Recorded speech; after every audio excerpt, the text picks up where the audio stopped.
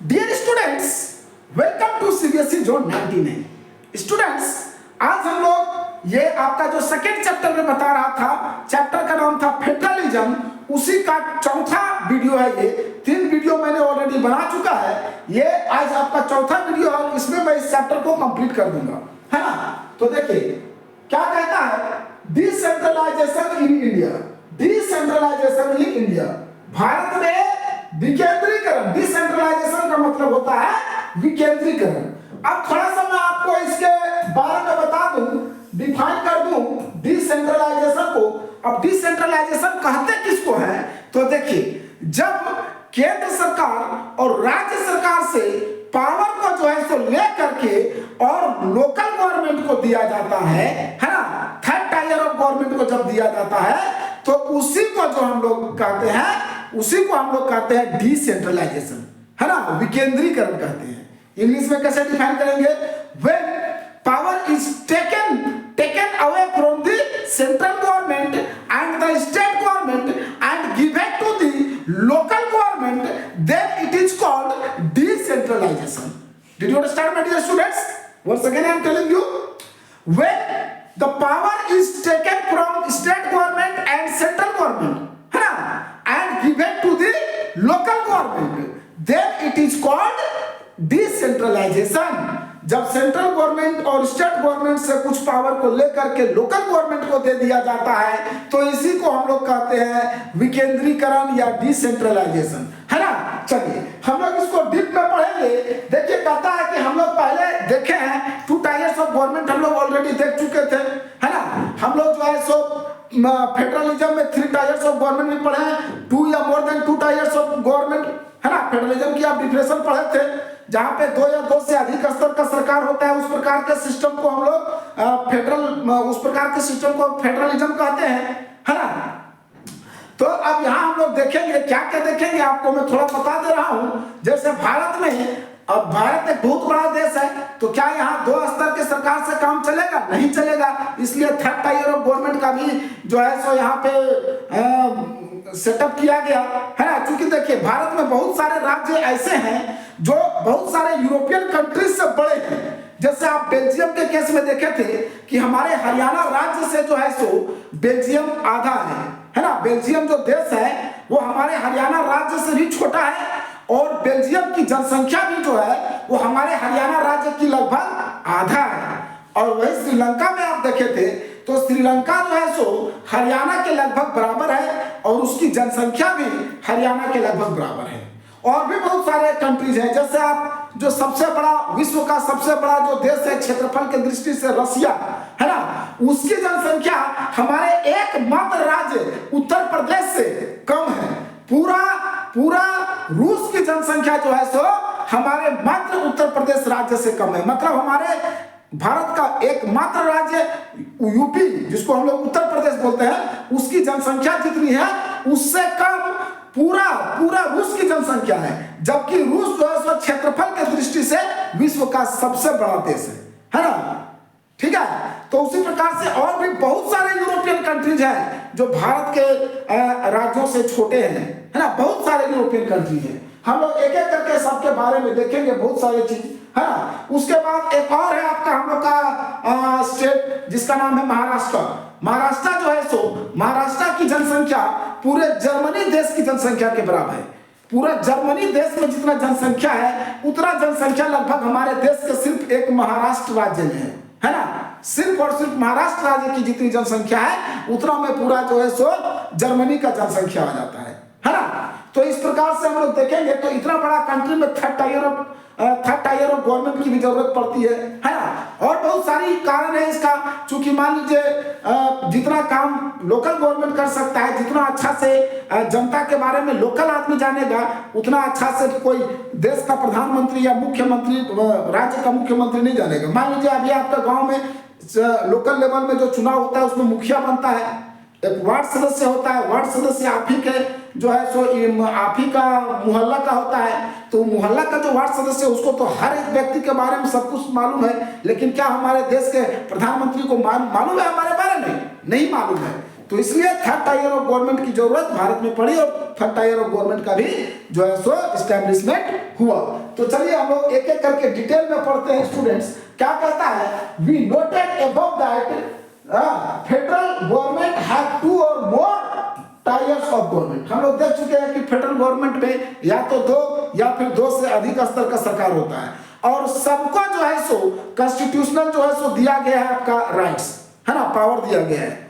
कोई central government जो है सो अपना मनमौजी नहीं कर सकता है स्टेट गवर्नमेंट पे, ठीक है। We have so far discussed that the 2 tiers of government in our country, हम लोग 2 टायर्स ऑफ गवर्नमेंट के बारे में पढ़ चुके हैं अपने देश में, लेकिन भारत जैसे बड़ा देश में, but a vast country like India can not be run only through these 2 tyres. लेकिन भारत इतना बड़ा देश जो है, भारत जैसे देश को जो है सो 2 ही स्तर के सरकार से नहीं चलाया जा सकता है ना, है ना। क्या कहता है कि 2 ही स्तर के सरकार, 2 टायर्स ऑफ गवर्नमेंट से हमारा जो इतना बड़ा देश है इसको नहीं चलाया जा सकता है। इसीलिए जो है सो, है ना, इसीलिए क्या कहता है, states in India are as large, है ना, एज इंडिपेंडेंट ऑफ यूरोप। भारत के कुछ स्टेट्स ऐसे हैं जो इतने बड़े हैं जो यूरोप के एक देश से भी बड़ा है ना। यूरोप के जो इंडिपेंडेंट स्टेट्स है, इंडिपेंडेंट स्टेट का मतलब हो गया यहाँ स्वतंत्र राज्य का मतलब हुआ देश से, है ना। इंडिपेंडेंट स्टेट का मतलब यहाँ देश से किया जा रहा है। तो यूरोप के बहुत सारे ऐसे देश हैं जो भारत राज्य के देश से क्षेत्रफल में भी जो है सो कोई देश छोटा है और कोई देश खाली जनसंख्या में कम है। जैसे यूरोप की बात करें, जैसे हम रशिया की बात करें तो क्षेत्रफल में तो वो सबसे पहला स्थान पे है ना। लेकिन जनसंख्या के दृष्टिकोण से देखें तो हमारे उत्तर प्रदेश के जनसंख्या से भी कम जनसंख्या है पूरा रूस में, है ना। देखिए वही कहता है इन टर्म्स ऑफ पॉपुलेशन, जनसंख्या की दृष्टि से अगर हम लोग देखते हैं, जनसंख्या के दृष्टिकोण से Uttar Pradesh is bigger than Russia. Uttar Pradesh जो है रशिया से बड़ा है, मतलब उत्तर प्रदेश की जो जनसंख्या है वो रूस की जनसंख्या से ज्यादा है। Maharashtra is as big as Germany, और महाराष्ट्र की जनसंख्या उतना है जितना जर्मनी का है। जर्मनी की जनसंख्या जितना है उतना जनसंख्या लगभग महाराष्ट्र का है। और भी बहुत सारे स्टेट्स हैं, many of these states are internally very diverse. अब इसमें से बहुत सारे ऐसे राज्य हैं हमारे देश में ही कह रहे हैं जहां पे बहुत सारे अंदर में, देश के अंदर ही बहुत सारी विविधता है ना। देश के अंदर ही बहुत सारे विविधताएं हैं। वही कह रहा है कि states are internally very diverse. राज्य जो है मेनी ऑफ दीज स्टेट्स, इसमें से बहुत सारे स्टेट्स ऐसे हैं जो इंटरनली अंदर में ही माने अपने राज्य के अंदर ही बहुत सारी डाइवर्स है, मतलब बहुत सारी विविधताएं हैं, है ना। देयर इज दस a need for power sharing with in these states. इसलिए यहाँ पे इन स्टेट्स के अंदर भी पावर शेयरिंग की जरूरत होती है ना। बहुत सारी विविधता, एक राज्य के अंदर में ही बहुत सारी विविधताएं पाई जाती है, बहुत सारी विविधताएं हैं। इसीलिए जो है सो राज्य के अंदर भी पावर शेयरिंग की जरूरत पड़ती है, जरूरत होती है। Federal power sharing in India needs another tier of government. अब फेडरल पावर शेयरिंग इंडिया में जो है ना, उसको एक तीसरा tyre, third tier of government की जरूरत पड़ती है ना। Federal power sharing in India needs another tier of government. Federal power sharing, Bharat में फेडरल पावर शेयरिंग को एक दूसरे टायर ऑफ गवर्नमेंट की जरूरत पड़ती है। कौन सी government? Below that of the state government, state government के नीचे, है ना। Federal power sharing in India needs the third tier of the government या another tier of the government below the state government. State government के नीचे एक third tier of government की जरूरत पड़ती है ना। किसको? फेडरल पावर शेयरिंग को, भारत में, है ना। दिस इज क्या कहता है आगे देखिए, this is the rationale for decentralisation of power. और ये क्या है? रैशनल मतलब होता है मूलाधार, ये मूल आधार है ना। पावर शेयरिंग का क्या कहता है? This is the rationale for decentralisation of power. सत्ता की विकेंद्रीकरण के लिए ये मूल आधार है। कौन? ये थर्ड टायर ऑफ गवर्नमेंट जो है, तीसरा स्तर का जो गवर्नमेंट है जिसको हम लोग लोकल गवर्नमेंट कहते हैं, वो सत्ता के विकेंद्रीकरण का मूल आधार है ना। मूल आधार कौन है सत्ता के विकेंद्रीकरण का? वही थर्ड टायर ऑफ गवर्नमेंट, जिसको हम लोग लोकल गवर्नमेंट के नाम से भी जानते हैं। बहुत जगह पे इसको कम्युनिटी गवर्नमेंट कहा जाता है ना। जैसे आपका बेल्जियम के केस में आप देखे थे कि वहां पे इसको थर्ड टायर ऑफ गवर्नमेंट को कम्युनिटी गवर्नमेंट का नाम दिया गया है। तो क्या कहता है, this is the rationale for decentralisation of power. ये जो है सो मूल आधार है, मूलाधार है ना, सत्ता के विकेंद्रीकरण का मूलाधार है। 10 resulted third tier of government. इस प्रकार से थर्ड टायर ऑफ गवर्नमेंट का जो है सो क्या होता है, मतलब उभर करके आता है ना। 10 resulted third tier of government. तीसरे सरकार थर्ड टायर ऑफ गवर्नमेंट को जो है सो इसका परिणाम स्वरूप थर्ड टायर ऑफ गवर्नमेंट जो है सो बनता है ना। और इसको हम लोग क्या कहते हैं, लोकल गवर्नमेंट। समझ गए, लोकल गवर्नमेंट किसको कहते हैं, पूछ देगा what do you mean by local government, what do you mean by state government, what do you mean by central government, है ना। तो आपको जवाब देना है the government which is for the entire country, है ना, which is for the entire country, that is called central government, that works for whole over the country, and the government which is for the entire state, that is called state government, and the local government क्या है, the third tier of the government, the third tier of the government which is also known as the rational for the power sharing, है ना, power decentralization of power, जिसको ये आपका सत्ता की विकेंद्रीकरण के लिए सबसे मूल आधार है, उसी को हम लोग कहते हैं जो है so third tier of government या लोकल गवर्नमेंट, है ना। सिंपल में आप जवाब दे सकते हैं, ठीक है। थर्ड टायर ऑफ गवर्नमेंट या है ना, the third tier of the government is known as local government, ठीक है। चलिए अब आगे कहते हैं हम लोग। अब हम लोग देखेंगे कि जो है सो क्या डिसेंट्रलाइजेशन, ये तो अभी हम आपको बता भी दिए थे, यहाँ दिया हुआ भी है। When power is taken away from central and state government and given to local government, it is called decentralization. जब सेंट्रल और स्टेट गवर्नमेंट से पावर लेकर के लोकल गवर्नमेंट को दिया जाता है तो इसी को हम लोग कहते हैं डिसेंट्रलाइजेशन, है ना।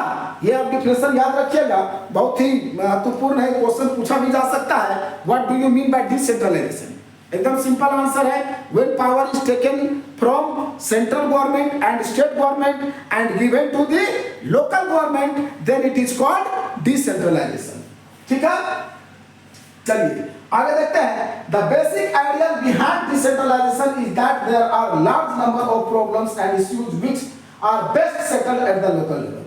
अब इसका जो मुख्य विचार जो था, इसके डिसेंट्रलाइजेशन के पीछे जो मुख्य विचार था वो ये था, इसलिए था चूंकि देखिए कोई भी चीज जितना अच्छा से कोई मुखिया या वार्ड सदस्य आपके बारे में जानता है और जितना अच्छा से वो समाधान कर सकता है, मुख्यमंत्री या प्रधानमंत्री नहीं कर सकते हैं।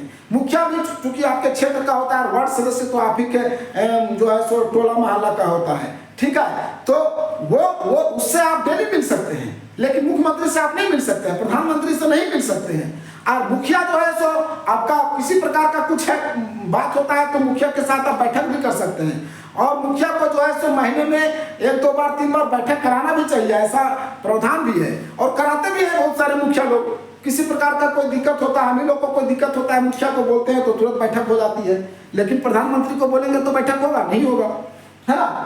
तो क्या कहता है कि the basic idea behind decentralization is that there are a large number of problems issues which are best settled at the local level.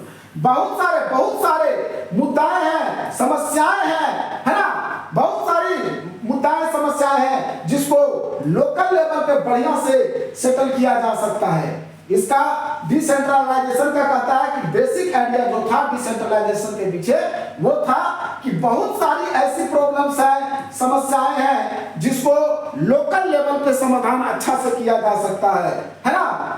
People have better knowledge of problems in their localities. और उन लोगों के पास ज्यादा knowledge होता है अपने क्षेत्र में क्या समस्याएं नहीं है, वो मुखिया वार्ड सदस्य से बेहतर कोई नहीं जानेगा, उससे बेहतर जो है सो प्रधानमंत्री मुख्यमंत्री नहीं जानेंगे, है ना।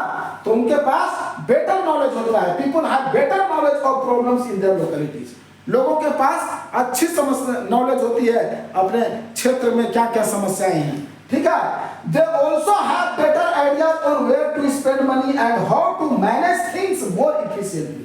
उनके पास ये भी नॉलेज होता है कि कहाँ पे पैसे को खर्च करना ज्यादा बेहतर रहेगा और किस प्रकार से चीजों को अच्छी ढंग से हम लोग जो है सो मैनेज कर सकते हैं, है ना।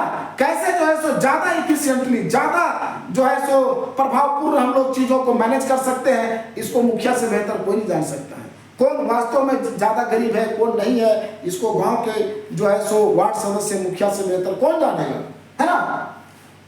ये सब के अलावा, बिसाइड दिस, ये सब के अलावा भी कहता है, बिसाइड दिस क्या कहता है, देखिए, है ना, कहता है बिसाइड दिस, हाँ, बिसाइड्स मतलब क्या अलावा, at the local level it is possible for the people to directly participate in decisions making. अब ये सब के अलावा, ये जो आप देखें कि लोकल लेवल में मुखिया सब कुछ बढ़िया से जानता है, चीजों को अच्छी तरह से जो है सो हैंडल कर सकता है, और कहाँ पे पैसा खर्च करना है नहीं करना है, ये सब वो लोग अच्छा से जानता है, अपेक्षा के सेंट्रल गवर्नमेंट और स्टेट गवर्नमेंट।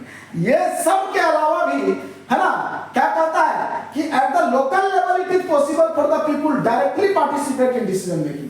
लोकल लेवल में जो है सो जनता के लिए संभव है कि कोई भी डिसीजन के लिए डायरेक्ट पार्टिसिपेट कर सकते हैं। कहने का मतलब है कि अगर कोई चीज पास कराना है विधानसभा में तो वहां आप डायरेक्ट पार्टिसिपेट नहीं कर सकते हैं, आपके गांव के हर आदमी को वहां बैठने का अधिकार नहीं है, नहीं दिया जाएगा। लेकिन गांव में जो है सो मुखिया के पास गांव का हर आदमी जाकर के बैठक कर सकता है, डायरेक्ट पार्टिसिपेट कर सकता है, चर्चा कर सकता है, कौन सा चीज अच्छा रहेगा करना, कौन सा नहीं रहेगा। और अभी मुखिया लोग कर भी रहे हैं, बैठक करवा के कोई भी काम करवाते हैं, है ना। चलिए आगे कहता है, this helps to inculcate a habit of democratic participation. Local government local government is the best way to realize one important principle of democracy, namely local self government. अब क्या कहता है, लोकल गवर्नमेंट जो है वो सबसे बढ़िया जो है सो रियलाइज करवा सकता है, रियलाइज कराने का सबसे अच्छा माध्यम है ना। One important principle of democracy, एक महत्वपूर्ण, एक जो है सो प्रजातंत्र के सिद्धांत का एक महत्वपूर्ण, है ना, एक महत्वपूर्ण जो है सो तरीके को सरकार के एक सबसे अच्छा तरीके को रियलाइज कराने का माध्यम है ना, ये लोकल गवर्नमेंट वही कर रहा है। Local government is the best way to realise one important principle of democracy, है ना। Who is the best one to realise one important principle of democracy, तो इसमें भी आपको करना है local government is the best way to realise one important principle of democracy, namely local self government. जिसको local self government भी कहा जाता है ना, जिसको क्या कहा जाता है, लोकल सेल्फ गवर्नमेंट भी कहा जाता है। The need for decentralisation was recognised in our constitution, since then there have been several attempts to decentralise, है ना। अब ये जो जरूरत है डिसेंट्रलाइजेशन का, उसको हमारे संविधान में रिकॉग्नाइज किया गया, है ना। हमारे संविधान में डिसेंट्रलाइज की जरूरत को जो है सो रिकॉग्नाइज किया गया, और तब से बहुत बार डिसेंट्रलाइजेशन के लिए, है ना, क्या किया जा चुका है, अटेम्प्ट किया जा चुका है, मतलब प्रयास किया जा चुका है। डिसेंट्रलाइजेशन के लिए बहुत बार प्रयास किया जा चुका है ना। आगे कहता है, power to level of the village and towns. किस लिए प्रयास किया जा चुका है, बहुत बार डिसेंट्रलाइजेशन का प्रयास किया जा चुका है। किस लिए, विलेज लेवल और टाउन लेवल पे जो है so third tier of government का एस्टैब्लिशमेंट के लिए, है ना। अब देखिए, अब विलेज लेवल में हम लोग का जो चुनाव होता है उसको हम लोग जो है सो पंचायत का चुनाव होता है। टाउन लेवल में जो होता है वो म्युनिसिपैलिटीज होता है ना। टाउन में जैसे गांव में आपका होता है, क्या होता है, गांव में मुखिया होता है, सरपंच होता है, वार्ड सदस्य होता है ना। अब इसके बारे में मैं आप लोगों को थोड़ा सा बता देता हूं। जैसे जिस प्रकार से देश का संवैधानिक हेड होते हैं राष्ट्रपति, लेकिन सारा कर्ता धर्ता कौन होते हैं, प्रधानमंत्री। उसी प्रकार से आपका अगर ये राज्य स्तर पे जाइएगा तो जो काम देश स्तर पे प्रधानमंत्री का है वही काम राज्य स्तर पे मुख्यमंत्री का होता है, और जो काम देश स्तर पे राष्ट्रपति का होता है वही काम राज्य स्तर पे राज्यपाल का होता है, जिसको हम लोग गवर्नर कहते हैं, है ना। राज्यपाल का काम वही होता है राज्य स्तर पे, जो देश स्तर पे राष्ट्रपति का होता है। और उसी प्रकार से लोकल में अगर ग्राम पंचायत में आप जाइएगा तो जो काम एक मुख्यमंत्री का होता है आपका राज्य स्तर पे, वही पंचायत स्तर पे वो काम मुखिया का होता है। और हेड अगर कहिएगा पंचायत का तो वो होता है सरपंच। मतलब जो काम राज्यपाल का राज्यपाल का राज्य स्तर पे और केंद्र स्तर पे जो है सो राष्ट्रपति का होता है, वही काम सरपंच का होता है पंचायत स्तर पे, है ना। सरपंच जो है सो मुखिया से बड़ा पद है, मतलब कॉन्स्टिट्यूशनली, लेकिन मुखिया के पास ज्यादा फंडिंग वगैरह आता है ना। मुखिया के पास ज्यादा सब कुछ आता है। चलिए तो आगे क्या कहता है, देखिए हम आगे फिर एक एक करके आप लोगों को बता रहे हैं, ध्यान से आप लोग देखते रहिएगा हमारे वीडियो को। देखिए क्या कहता है, तो अब power to local level of village and towns. अब विलेज लेवल और टाउन्स लेवल पे जो पावर दिया गया है, तो विलेज लेवल में इसको पंचायत कहा जाता है, टाउन्स लेवल में मैंने बताया म्युनिसिपैलिटीज कहा जाता है। अब देखिए पावर तो दिया गया था, लेकिन पहले क्या था, 1992 के पहले स्टेट के पास था ये लोकल लेवल का चुनाव कराने का पावर दिया गया था। अब स्टेट में जो है सो रेगुलर चुनाव कभी कभी होता था, कभी नहीं भी होता था, वो स्टेट के मर्जी पे था वो चुनाव करावे अथवा नहीं करावे। लेकिन 1992 के बाद सारी चीजें बदल जाती है और क्या होता है, अब रेगुलर जो है सो चुनाव होता है ना। और 1992 के पहले एक और चीज था कि वो लोकल गवर्नमेंट जो था वो स्टेट के ही अधीन था, मतलब स्टेट गवर्नमेंट जो है सो कुछ उसको पावर दिए हुए था और स्टेट गवर्नमेंट के अनुसार से ही चलता था, है ना। उसको कोई अपना राजा, उसके पास अपना कोई सोर्स ऑफ इनकम नहीं था, अपना कोई रिवेन्यू नहीं था, अपना कोई जो है सो अधिकार नहीं था। लेकिन अब 1992 के बाद इसको भी उसी प्रकार से अधिकार दिया गया है जैसे स्टेट गवर्नमेंट को सेंट्रल गवर्नमेंट को दिया गया है ना। तो चलिए देखते हैं हम लोग आगे एक एक करके। क्या कहता है, power to the level of village and towns, panchayat in village and municipalities in urban areas were areas set up in all states. देखिए गांव में जो है सो पंचायत का स्थापना किया गया और शहर में जो है सो म्युनिसिपैलिटीज का स्थापना किया गया, है ना। पूरे हर स्टेट में गांव में जो है सो पंचायत का स्थापना किया गया और शहरों में अर्बन एरिया मतलब शहरी क्षेत्र में जो है सो किसका स्थापना किया गया, म्युनिसिपैलिटीज का, है ना। But these were directly under the control of state government, लेकिन ये जो है सो स्टेट गवर्नमेंट के कंट्रोल में था, है ना। ये डायरेक्टली स्टेट गवर्नमेंट के कंट्रोल में था, ये स्वतंत्र नहीं था। Elections to these local governments were not held regular जो है सो इसका चुनाव नहीं होता था। लोकल गवर्नमेंट का चुनाव रेगुलर नहीं होता था। Local governments did not have any powers of resources of their own, और लोकल गवर्नमेंट्स के पास कोई भी अपना पावर नहीं होता था और ना ही अपना कोई रिसोर्सेस होता था।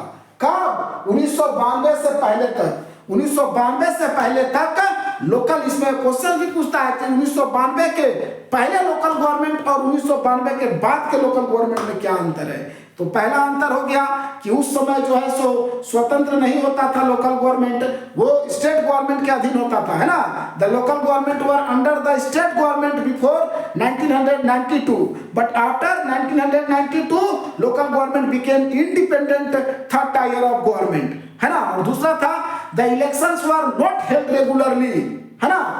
The elections were not held regularly before 1992. 1992 से पहले इलेक्शन जो है तो रेगुलरली नहीं होता था, लेकिन 1992 के बाद इलेक्शंस आर हेल्ड रेगुलरली। अब जो है सो इलेक्शंस रेगुलर होता है ना। और पहले जो है सो इसके पास अपना कोई रिसोर्सेस नहीं होता था, अपना कोई अधिकार नहीं होता था। अब इसको अपना अधिकार है ना। बिफोर 1992 लोकल गवर्नमेंट्स, है ना, local governments did not have any powers और resources of their own. Before 1992, local governments did not have any power or resources of their own, but after 1992, local governments also have some powers and they also have some resources of their own, है ना। State government has to give some basic powers to the local government and some resources also state government has to give to the local government. Local government को कुछ resources भी देना है state government को, और कुछ पावर भी देना है, दिया गया है, संवैधानिक रूप से दिया गया है। ठीक है, तो क्या कहता है, thus there was a very little decentralization in effective terms। वास्तविक रूप से अगर इफेक्टिव टर्म्स में बोले तो बहुत कम ही डिसेंट्रलाइजेशन था उस समय, बहुत लिटिल डिसेंट्रलाइजेशन था, लेकिन अभी जो है सो पूरी तरह से डिसेंट्रलाइजेशन है ना। Before 1992 there was very little decentralisation, there was very less effective decentralisation, है ना, but now it is effective decentralisation. अब जो है सो एकदम इफेक्टिव डिसेंट्रलाइजेशन है, राइट, है ना। There was very little decentralisation in effective terms, effective terms में बहुत कम डिसेंट्रलाइजेशन था, but now there is the most decentralisation in effective terms, है ना। चलिए, तो मैं आशा करता हूं आप लोग यहां समझ गए होंगे। आगे हम लोग पढ़ते हैं, now we will proceed further, और हम लोग देखते हैं a major step towards decentralisation. हाँ, जो मुख्य स्टेप लिया गया था डिसेंट्रलाइजेशन के प्रति जो है वो लिया गया था 1992 में। अभी भी मैंने आपको बताया कि 1992 में जो मेजर स्टेप्स लिया गया, मुख्य जो डिसीजन लिया गया डिसेंट्रलाइजेशन के फेवर में 1992 में, उसके तहत इसको सब अधिकार दे दिया गया, बहुत सारा अधिकार दिया गया। क्या क्या दिया गया, अभी हमने चर्चा भी किया, उसी को क्या कहते हैं फिर से मैं आपको दोहरा दूं। The constitution was amended to make the third tier of democracy more powerful and effective, है ना, ज्यादा पावरफुल और इफेक्टिव बनाने, इफेक्टिव के लिए, है ना, मोर पावर, प्रजातंत्र के ज्यादा पावरफुल और ज्यादा इफेक्टिव जो है so third tier of government को बनाया गया, है ना।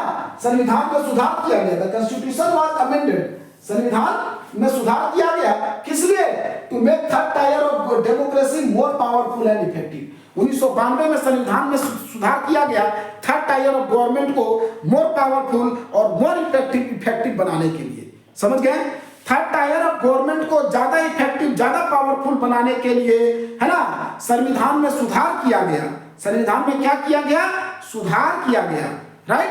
The constitution was amended in the constitution was amended to make the third tier of democracy more powerful and effective। समझ रहे, the constitution was amended to make third tier of democracy more powerful and effective. Third tier of democracy को more powerful और effective बनाने के लिए constitution में क्या किया गया, सुधार किया गया। ये पॉइंट्स आप लोग बढ़िया से देख लीजिएगा, है ना। 1992 में, है ना, एक मेजर अमेंडमेंट हुआ, एक बहुत बड़ी सुधार हुई। Major amendment was held in 1992 to make third tier of democracy more powerful and more effective, ज्यादा पावरफुल और ज्यादा इफेक्टिव बनाने के लिए, है ना। थर्ड टायर ऑफ डेमोक्रेसी को ज्यादा पावरफुल, ज्यादा इफेक्टिव बनाने के लिए 1992 में संविधान में जो है सो सुधार किया गया, है ना। 1992 में थर्ड टायर ऑफ डेमोक्रेसी को ज्यादा पावरफुल बनाने के लिए सुधार किया गया। चलिए आगे बढ़ते हैं। Now it is constitutionally mandatory to hold regular elections to local government bodies। अब ये जो है सो संवैधानिक रूप से ये एकदम क्लियर हो गया कि लगातार जो है सो आपको इलेक्शन जो है सो होना चाहिए। हर 5 साल में अब जो है सो लोकल लेवल का भी इलेक्शन होता है।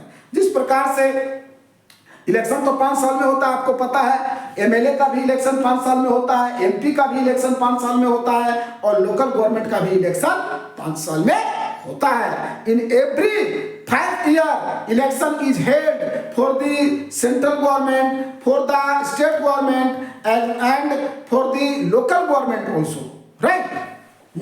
देखिए, अब लोकल गवर्नमेंट में, जैसे लोकल गवर्नमेंट में और भी कुछ बातें रखी गई कि लोकल गवर्नमेंट में जो सीट्स होगा वो कुछ सीट्स रिजर्व कर दिया गया, कुछ सीट एससी के लिए, एसटी के लिए रिजर्व कर दिया गया, और 1/3 सीट जो है वो महिलाओं के लिए आरक्षित कर दिया गया है ना। लोकल गवर्नमेंट जो थर्ड टायर ऑफ गवर्नमेंट है उसमें 1/3 सीट महिलाओं के लिए आरक्षित है, ये याद रखिएगा, है ना। 1/3 सीट जो है वो महिलाओं के लिए आरक्षित है। कहां पे, लोकल गवर्नमेंट में, है ना।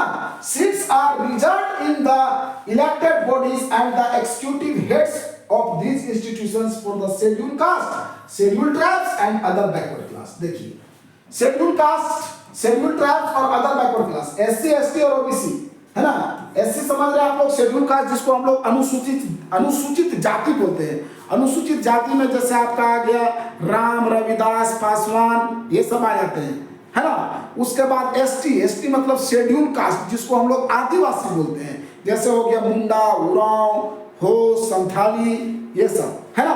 उसके बाद अदर बैकवर्ड क्लास जिसको हम लोग अन्य पिछड़ी जाति बोलते हैं, जैसे हो गया आपका जादव, है ना, जादव हो गया, या फिर आपका महतो हो गया, या फिर आपका और भी बहुत सारे कास्ट हैं, है ना, राणा हो गया, ये सब आपका अदर बैकवर्ड क्लास में आते हैं।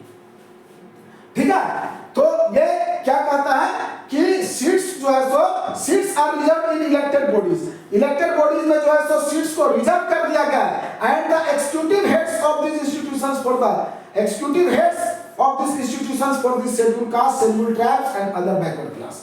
हमने बताया other backward class, schedule caste और शेड्यूल ट्राइब्स के लिए जो है सो सीट रिजर्व किया गया। इसके अलावा महिलाओं के लिए भी सीट रिजर्व किया गया है। देखिए, है ना, तीसरा पॉइंट में देखिए, ये तो पहला पॉइंट आप देखें कि अब इलेक्शन जो है सो रेगुलर होगा। क्या क्या मेजर जो है सो सुधार किया गया था वो बता रहे हैं। 1992 में जो सुधार किया गया है ना, लोकल लेवल के डेमोक्रेसी में लोकल लेवल के सरकार को ज्यादा इफेक्टिव और पावरफुल बनाने के लिए तो पहला सुधार किया गया कि इलेक्शन अब लगातार होगा।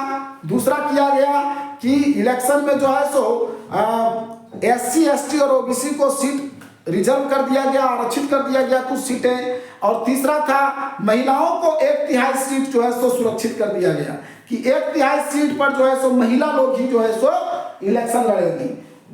at least 1/3 of all positions are reserved for women। कम से कम 1/3 सीट जो है सो हर पोजीशन में महिलाओं के लिए रिजर्व कर दिया गया, है ना। मुखिया में भी, वार्ड सदस्य में भी, जिला परिषद में भी, मतलब लोकल लेवल पर जितना भी इलेक्शन होता है, लोकल में मुखिया का होता है, वार्ड सदस्य का होता है, जिला परिषद का होता है, ये सब में जो है सो 1/3 सीट महिलाओं के लिए आरक्षित कर दिया गया। चलिए अगला पॉइंट देखिए। अगला पॉइंट क्या कहता है students, an independent institution called the state election commission has been formed, है ना, has been created in each state. अब आगे क्या कहता है, एक स्वतंत्र इंस्टीट्यूशन का गठन किया गया जिसको हम लोग स्टेट इलेक्शन कमीशन कहते हैं, है ना। हर राज्य में जैसे हर राज्य में जो है सो एक स्वतंत्र जो है सो चुनाव आयोग का गठन किया गया, एक स्वतंत्र इंस्टीट्यूशंस का गठन किया गया जिसको हम लोग क्या कहते हैं, स्टेट इलेक्शन कमीशन, राज्य चुनाव आयोग के नाम से जाना जाता है ना। ये सब 1992 के जो है सो संवैधानिक सुधार में, कॉन्स्टिट्यूशन अमेंडमेंट में जो है सो लिखा गया है। ठीक है, क्या कि एक इंडिपेंडेंट इंस्टीट्यूशन होगा जिसको स्टेट इलेक्शन कमीशन के नाम से जाना जाएगा, है ना। उसका निर्माण किया गया हर राज्य में, है ना। Have been created in each state to conduct panchayat and municipal elections.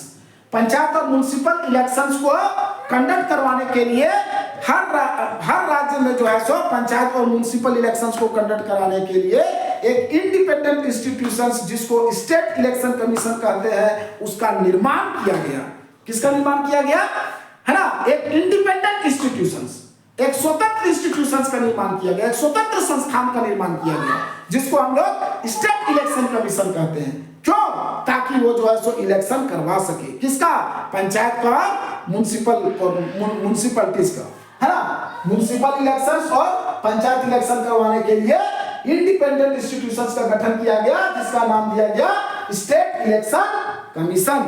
State election commission, है ना, स्टेट इलेक्शन कमीशन। आपको भूलना नहीं, अगर पूछेगा कि राज्य स्तर पे इलेक्शन कौन करवाता है तो स्टेट इलेक्शन कमीशन कराता है। राज्य स्तर पे जो इंडिपेंडेंट इलेक्शन कमीशन, राज्य स्तर पे जो इंडिपेंडेंट इंस्टीट्यूशंस है जो आपका पंचायत और म्युनिसिपल का इलेक्शन करवाता है, उसका क्या नाम है, तो उसका नाम है state election commission. State election commission एक इंडिपेंडेंट इंस्टीट्यूशन है जो आपका म्युनिसिपल और पंचायत का चुनाव करवाता है, म्युनिसिपलिटीज और पंचायत का, है ना। म्युनिसिपल इलेक्शन और पंचायत इलेक्शन कंडक्ट करवाता है, नाम है स्टेट इलेक्शन कमीशन, याद रखिएगा। चलिए अगला पॉइंट है, The state governments are required to share some powers and revenue with local governments, local bodies। अब देखिए आपको पहले बताया था स्टेट गवर्नमेंट को जो है सो कुछ पावर और कुछ रिवेन्यू लोकल गवर्नमेंट को देना पड़ता है, यानी थर्ड टायर ऑफ गवर्नमेंट को देना है। ये भी उसमें चर्चा किया गया कि the state governments will have to give some powers and some revenues to the local government. it was declared, it was written or it was amended in the constitution in 1992। 1992 में जो संविधान में सुधार हुआ उसमें ये दर्शाया, उसमें ये भी लिखा गया कि जो है सो स्टेट गवर्नमेंट को जो है वो लोकल गवर्नमेंट को कुछ पावर और कुछ रिवेन्यू है ना, मतलब कुछ पैसा राजस्व जो है सो लोकल गवर्नमेंट को देना होगा। अब देना होगा मतलब ये फिक्स नहीं किया कि सबको एक समान देना है ना। अरे हमारे देश में सब राज्य भी एक समान नहीं है। आपको मैंने पहले भी बताया था कि कुछ राज्य को विशेष दर्जा दे दिया गया है ना। तो यहाँ पे फिक्स नहीं किया गया कि कितना देना है। अब ये डिपेंड करता है स्टेट के नेचर पे, वहां पे स्टेट का क्या नेचर है, क्या उसकी प्रकृति है, किस प्रकार से राज्य की विधि व्यवस्था है, कैसा है राज्य, उसके ऊपर डिपेंड करता है। The nature of sharing varies from state to state. राज्य में वो जो है सो शेयरिंग का जो नेचर है वो वैरी कर सकता है, एक समान नहीं है। लेकिन कुछ पावर और कुछ रिवेन्यू जो है सो लोकल गवर्नमेंट को देना अनिवार्य कर दिया गया है 1992 के संविधान सुधार में, है ना। चलिए आगे हम लोग बढ़ते हैं, आगे आप देखते हैं क्या कहता है। यहां तक मैं आशा करता हूं स्टूडेंट्स आप लोग समझ गए होंगे। अगर अभी भी आप लोग को यहां तक समझ में नहीं आया है तो आप लोग कमेंट बॉक्स में जरूर कमेंट कीजिएगा, मैं फिर से आप लोगों को समझाने का प्रयास करूंगा। लेकिन आप लोग हमारे वीडियो में लगातार लगे रहिए ताकि हमारा भी मनोबल बना रहे। कहता है rural local government is popularly known by the name of Panchayati राज।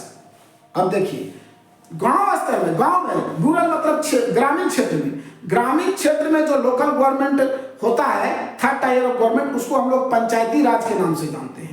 और शहर में इसी को म्युनिसिपैलिटी। अब शहर में एक छोटा शहर होता है, एक बड़ा शहर होता है, एक मेट्रोपॉलिटन सिटी होता है और एक जनरल सिटीज होता है। तो दोनों जगह अलग। ग्रामीण क्षेत्र में तो एक ही नाम है पंचायती राज, है ना। ग्रामीण क्षेत्र में एक ही नाम से जाना जाता है, वो क्या है, पंचायती राज, है ना। गांव स्तर पे जो है सो लोकल गवर्नमेंट को क्या नाम से जाना जाता है, पंचायती राज के नाम से जाना जाता है ना। ये क्या होता है, ईच विलेज और a group of village in some states has a gram panchayat. अब ग्राम पंचायत जो होता है वो या तो एक गांव में होता है या फिर कुछ गांवों के समूह में होता है। जैसे जो गांव छोटा है ना, जहाँ पे जनसंख्या कम है तो वहाँ 4-5 गांव मिला करके ग्राम पंचायत बन जाता है। और कोई गांव अपने बहुत बड़ा है तो वहाँ एक ही गांव में वो ग्राम पंचायत बन जाता है, ठीक है। तो वही कह रहा है कि ईच विलेज, एक हर विलेज या फिर अ ग्रुप ऑफ विलेज, है ना। कहीं कहीं ग्रुप ऑफ विलेज में भी है, कहीं कहीं हर गांव में है ये, है ना। कुछ स्टेट्स में गांव के समूह में जो है सो बनता है, कुछ स्टेट्स ऐसे हैं जहां पे एक ही गांव में ग्राम पंचायत बन जाता है। This is a council consisting of several ward members. अब ये काउंसिल एक परिषद है जहां पे आपका बहुत सारा वार्ड मेंबर्स होता है। आपको पता होगा जैसे एक ग्राम पंचायत में एक मुखिया होता है, लेकिन उस ग्राम पंचायत में 4, 5, 8, 10 जो है सो वार्ड सदस्य होते हैं, है ना। तो एक ग्राम पंचायत में बहुत सारे वार्ड सदस्य होते हैं, है ना, वार्ड मेंबर्स होते हैं। उसको हम लोग पंच कहते हैं। उस वार्ड मेंबर्स को हम लोग क्या कहते हैं, पंच कहते हैं, है ना। इन अ सिंगल, है ना, there are many ward members in one gram panchayat, they are known as panch. वो वार्ड मेंबर्स को क्या कहा जाता है, पंच कहा जाता है। और the president and a president और सरपंच, और एक प्रेसिडेंट भी होता है, अध्यक्ष भी होता है, जिसको हम लोग सरपंच कहते हैं। आपको पहले बताया प्रेसिडेंट का जो काम होता है राष्ट्र स्तर पे, वही काम आपका गवर्नर का होता है राज्य स्तर पे, गवर्नर राज्यपाल का। और वही काम फिर सरपंच का होता है आपका जो है सो लोकल में पंचायत स्तर पे, है ना। तो क्या कहता है कि एक council, this is a council, ये एक काउंसिल है, परिषद है। कौन, ये ग्राम पंचायत। ग्राम पंचायत जो है वो एक परिषद है, एक काउंसिल है, जिसमें बहुत सारे वार्ड मेंबर्स होते हैं, जिसको पंच कहा जाता है। There are many ward members in the council, है ना। जो काउंसिल होता है, there are many ward members in the council of gram panchayat, they are known as panch. And there is a president also who is known as sarpanch. एक president भी होता है जिसको सरपंच के नाम से जाना जाता है। कोई दिक्कत? There is a president also who is known as sarpanch. There are many ward members consisting into the council, they are known as panch. Ward members को पंच के नाम से जाना जाता है। और एक प्रेसिडेंट भी होता है ना, जिसको हम लोग सरपंच के नाम से जानते हैं। चलिए बढ़ते आगे। दे आर डायरेक्टली, अब ये सब का चुनाव डायरेक्टली जनता के द्वारा होता है। ये सब जितना आप देखें, ये सब का चुनाव डायरेक्टली वार्ड सदस्य का, पंच का, पंच मतलब वार्ड मेंबर्स का, चाहे सरपंच का, सबका चुनाव डायरेक्ट जो है सो जनता के द्वारा होता है ना।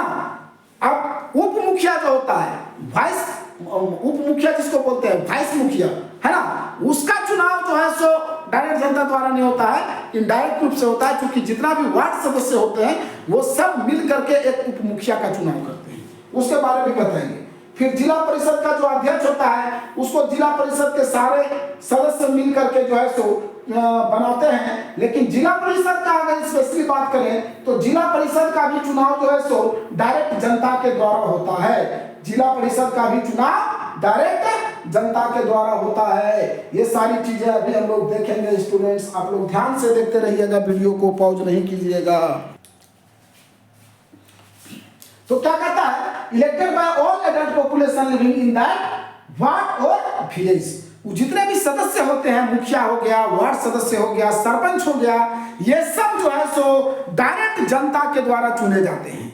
लेकिन कुछ लोग ऐसे भी होते हैं जिनको डायरेक्ट जनता नहीं चुनती है। जैसे आपका जिला परिषद का अध्यक्ष, जिला परिषद का जो अध्यक्ष होता है उसका चुनाव जनता नहीं करती है, बल्कि इस एक डिस्ट्रिक्ट में जितने भी जिला परिषद के सदस्य होते हैं सब मिल करके जो है सो जिला परिषद के अध्यक्ष का चुनाव करते हैं। हाँ, जिला परिषद के सदस्य का चुनाव जनता करती है।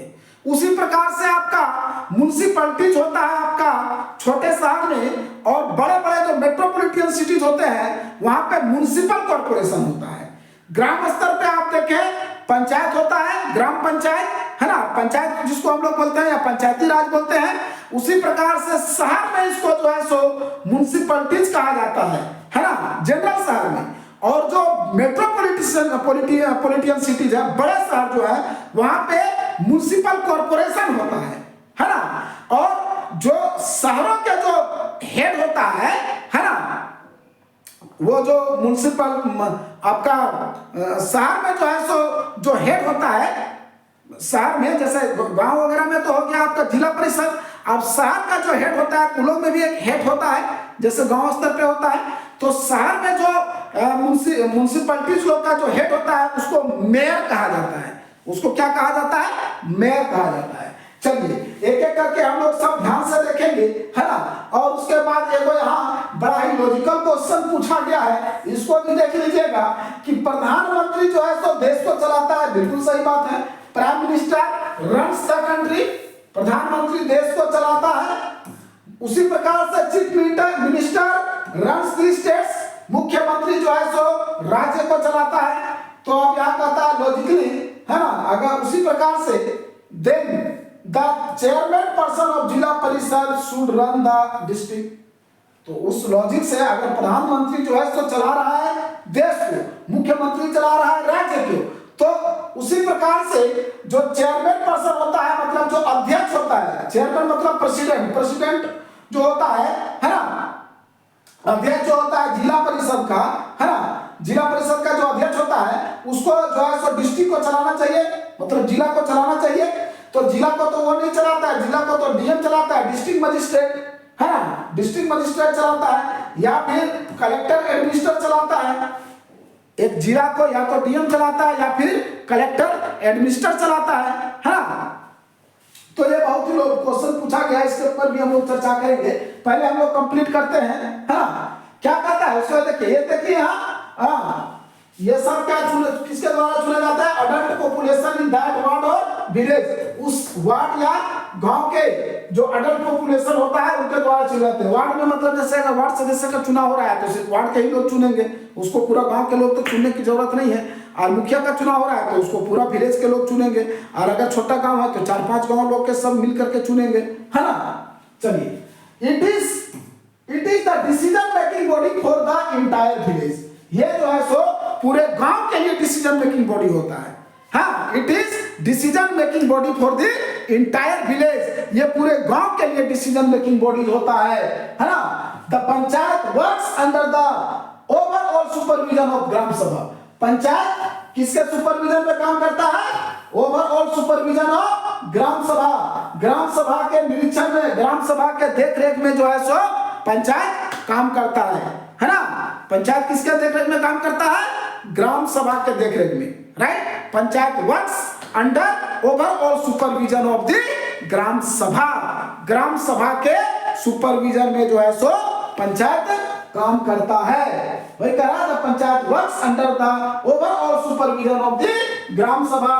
All the voters in that village are its members. अब ये ग्राम सभा जो होता है, जितने भी उस गांव में वोटर्स हैं जो वोट देते हैं, जो लोग वोट दे करके मुखिया को मुखिया बनाए, वार्ड सदस्य को वार्ड सदस्य बनाए, वो सब इस ग्राम सभा के सदस्य होते हैं। गांव के जितने भी अडल्ट मेंबर्स हैं जो वोट दे करके उसको मुखिया बनाए हैं या फिर वार्ड सदस्य को वार्ड सदस्य बनाए हैं, वो सब ग्राम सभा के जो है सो मेंबर्स होते हैं। और ग्राम सभा के ही ओवरऑल सुपरविजन में पंचायत काम करता है ना।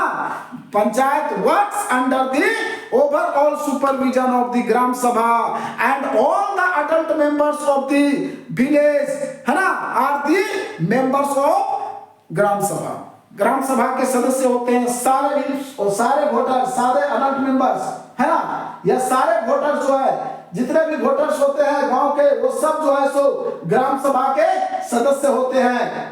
It has to meet at least twice or thrice in a year to approve the annual budget of the gram panchayat and to review the performance of the gram panchayat। अब ये लोग को साल में कम से कम 2 या 3 बार बैठक करना होता है। ग्राम सभा में कम से कम साल में 2 या 3 बार बैठक होना चाहिए, करना चाहिए, ऐसा प्रावधान है ना।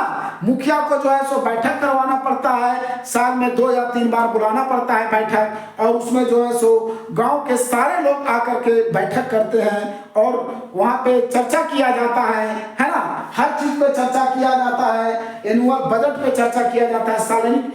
मतलब सालाना बजट क्या है, मतलब क्या कितना जो है सो आपको जो है सो फंडिंग दिया गया है, अब फंडिंग को कहां कहां खर्च करना है, कैसे कैसे करना है, ये सब चीज पर जो है सो चर्चा किया जाता है बैठक में, है ना।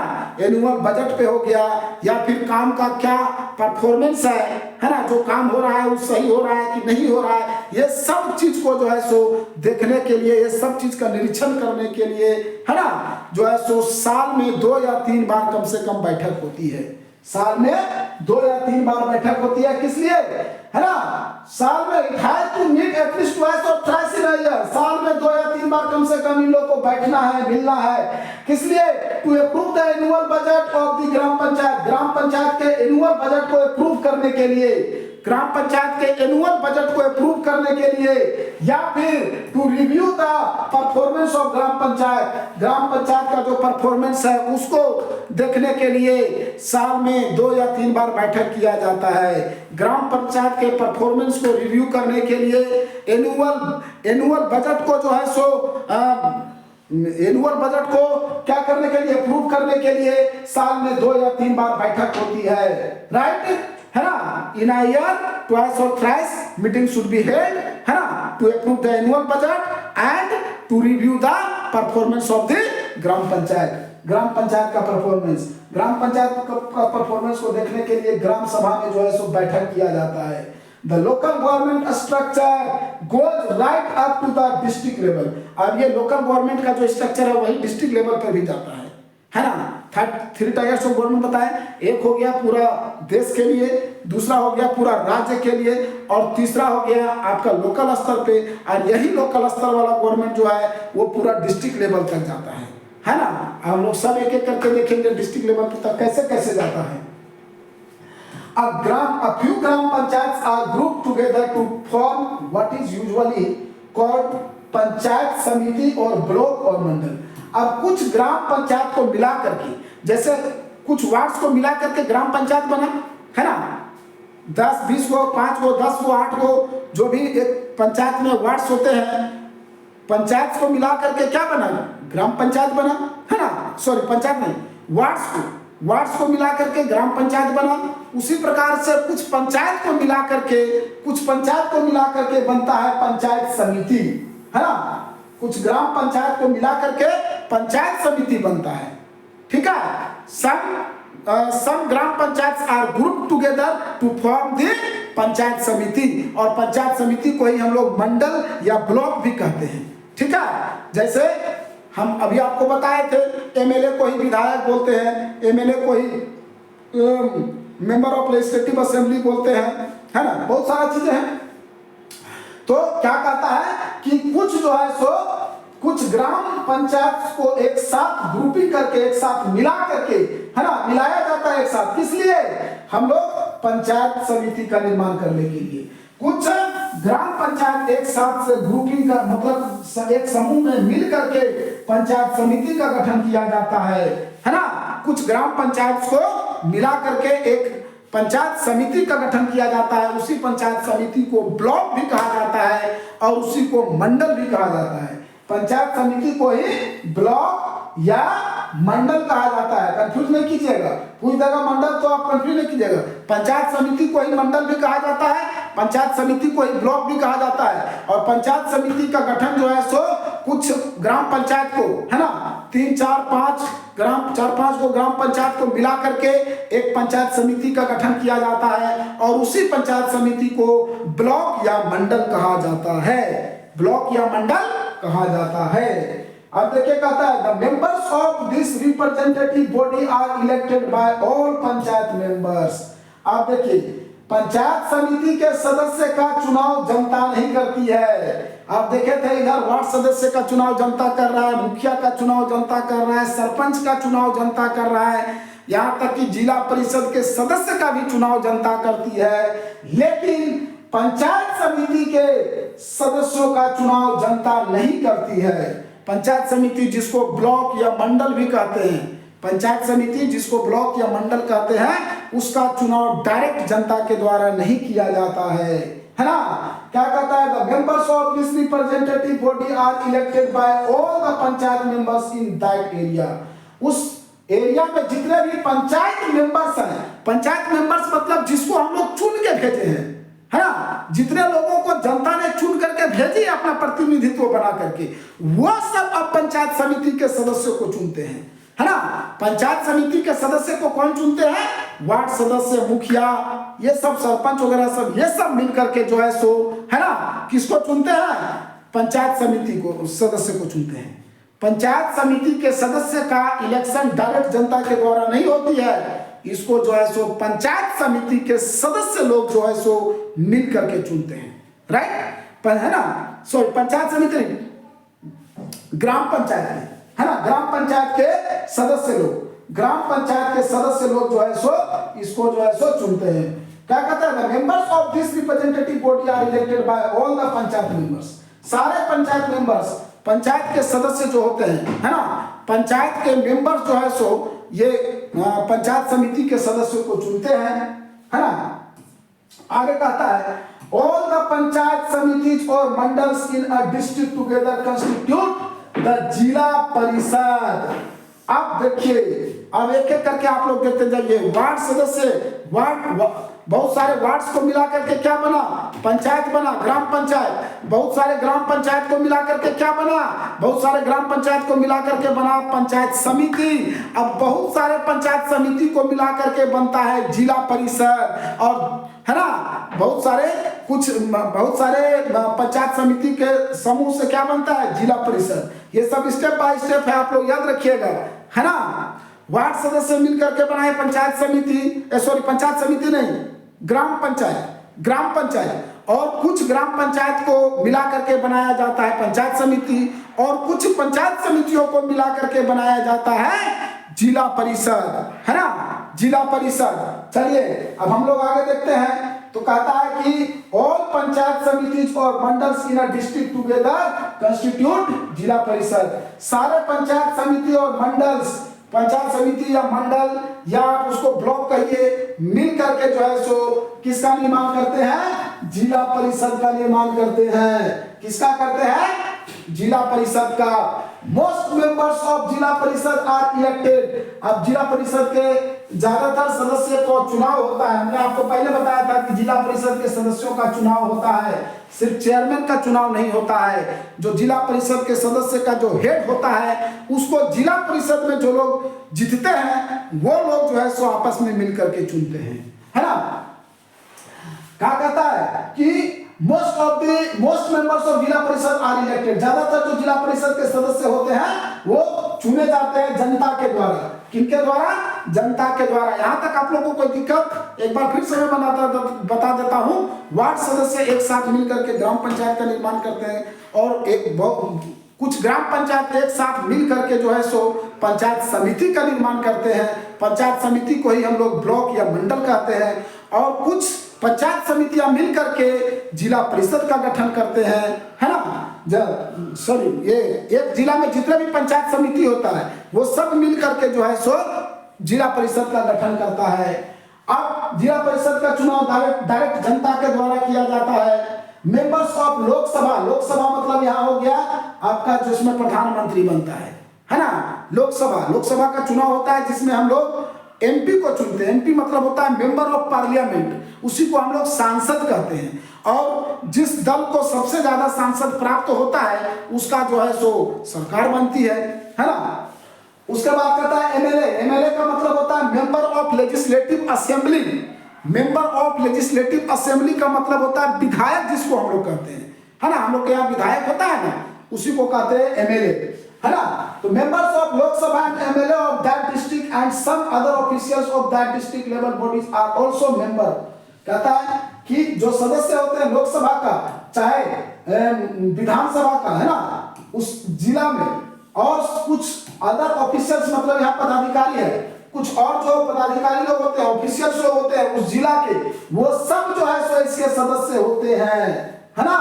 वो सब जो है सो सदस्य होते हैं। किसके सदस्य? ये जो जिला परिषद बन रहा है उसका सदस्य, है ना।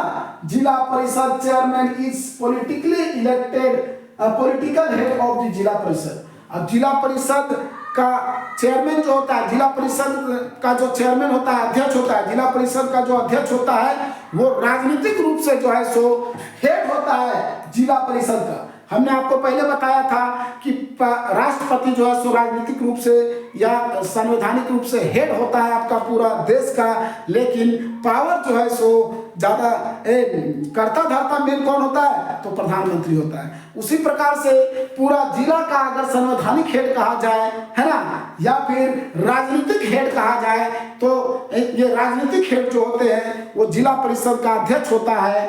लेकिन यहाँ पे और भी लोग इसके सदस्य होते हैं जिला के, जैसे लोकसभा का जो लोकसभा चुन के जो सांसद होता है वो हो गया, विधायक हो गया, और जो पदाधिकारी है, पदाधिकारी में वही हो गया डीएम हो गया, है ना, डिस्ट्रिक्ट मजिस्ट्रेट हो गया या कलेक्टर वगैरह हो गया। ये सब पदाधिकारी जिला परिषद के ही सदस्य में आते हैं, है ना। चलिए आगे कहता है सिमिलरली, इसी प्रकार से local government bodies exist for the urban areas as well. अब अर्बन एरिया में भी इसी प्रकार से लोकल गवर्नमेंट बॉडीज है। जिस प्रकार से हम लोग देखें ग्रामीण क्षेत्र में, उसी प्रकार से शहरी क्षेत्र में भी होता है, लेकिन शहरी क्षेत्र में इसका नाम कुछ अलग दे दिया गया है। छोटे शहर में इसको जो है सो म्युनिसिपैलिटीज के नाम से जाना जाता है, और बड़े शहरों में इसको जो है सो म्युनिसिपल कॉर्पोरेशन के नाम से जाना जाता है। म्युनिसिपल कॉर्पोरेशन के नाम से जाना जाता है बड़े शहरों में, है ना। देखिए municipalities are set up in towns. शहर में जो है सो जनरली म्युनिसिपैलिटीज का जो है सो स्थापना किया जाता है, म्युनिसिपैलिटीज का गठन किया जाता है, जबकि बड़े सिटीज में इसको हम लोग म्युनिसिपल कॉर्पोरेशन के नाम से जानते हैं। Big cities are constituted into municipal corporations. बड़े शहरों में इसको म्युनिसिपल कॉर्पोरेशंस के नाम से जाना जाता है। Both municipalities and municipal corporations are controlled by elected bodies consisting of people's representatives। अब दोनों जो है दोनों का चुनाव होता है, म्युनिसिपैलिटीज में भी और म्युनिसिपल कॉर्पोरेशंस में भी। तो उस क्षेत्र में, उस शहर में, अगर बड़ा शहर है तो वहाँ के जो जनता लोग हैं वो उसको चुनेंगे, छोटे शहर में छोटे शहर के जनता लोग चुनेंगे, है ना। तो दोनों क्या कहता है कि दोनों जो है सो म्युनिसिपैलिटी और म्युनिसिपल कॉर्पोरेशन दोनों जो है सो कंट्रोल होते हैं इलेक्टेड बॉडीज के द्वारा, है ना। दोनों का कंट्रोल किसका होता है? इलेक्टेड बॉडी मतलब जिसको चुना जाता है। शहर में भी चुनाव होता है, गांव में भी चुनाव होता है ना। यहाँ के जो जनता के द्वारा जो रिप्रेजेंटेटिव चुन करके आते हैं उसके द्वारा दोनों को जो है सो कंट्रोल किया जाता है, म्युनिसिपैलिटीज पे भी और म्युनिसिपल कॉर्पोरेशन में भी। Municipal chairman is the political head of the municipalities. अब म्युनिसिपैलिटीज का जो पॉलिटिकल हेड जो होता है वो म्युनिसिपल का चेयरमैन होता है। जैसे जिला परिषद का जो हेड होता है ना, जिला का जो हेड होता है वो जिला परिषद का जो अध्यक्ष होता है वो होता है। वैसे ही म्युनिसिपैलिटीज में भी जो है सो जो हेड होता है म्युनिसिपैलिटीज में, है ना, उसको हम लोग मेयर कहते हैं। म्युनिसिपैलिटीज का जो हेड होता है उसको क्या कहते हैं? मेयर कहते हैं। तो क्या कहता है? Municipal chairperson. म्युनिसिपल चेयरपर्सन जो होता है मतलब म्युनिसिपल अध्यक्ष जो होता है वही जो है सो हेड होता है म्युनिसिपैलिटीज का, है ना। पॉलिटिकल हेड होता है किसका? म्युनिसिपैलिटीज का। कोई दिक्कत है ना? Municipal chairperson is the political head of municipalities. Who is the political head of municipalities? तो पूछेगा who is the political head of municipalities, तो आपको बोलना है म्युनिसिपल चेयरपर्सन। म्युनिसिपल चेयरपर्सन या म्युनिसिपल प्रेसिडेंट। म्युनिसिपल प्रेसिडेंट या municipal chairperson is the head of the municipalities who is popularly known as mayor, जिसको mayor के नाम से जाना जाता है। म्युनिसिपैलिटीज का जो हेड होता है उसको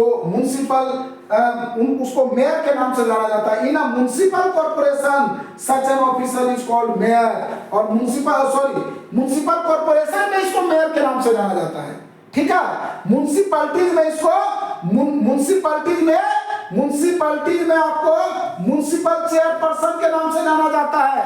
म्युनिसिपैलिटीज का जो हेड होता है उसको म्युनिसिपल चेयरपर्सन के नाम से जाना जाता है और म्युनिसिपल कॉर्पोरेशंस में इसको मेयर के नाम से जाना जाता है।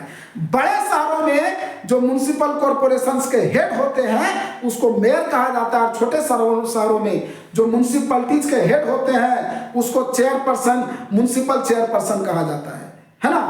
म्युनिसिपल चेयरपर्सन कहा जाता है म्युनिसिपैलिटीज के हेड को। और आपका बड़े शहरों में जैसे आपका होता है म्युनिसिपल कॉर्पोरेशन, तो म्युनिसिपल कॉर्पोरेशंस के हेड को कहा जाता है मेयर। तो स्टूडेंट्स, मैं आशा करता हूं कि आप लोग यहां तक समझ गए होंगे, है ना। अगर फिर भी कोई दिक्कत होगा तो आप लोग कमेंट बॉक्स में जरूर कमेंट कीजिएगा। अब आगे देखिए क्या कहता है, an experiment in Brazil. Brazil में एक एक्सपेरिमेंट किया गया है, उसके बारे में दिया है।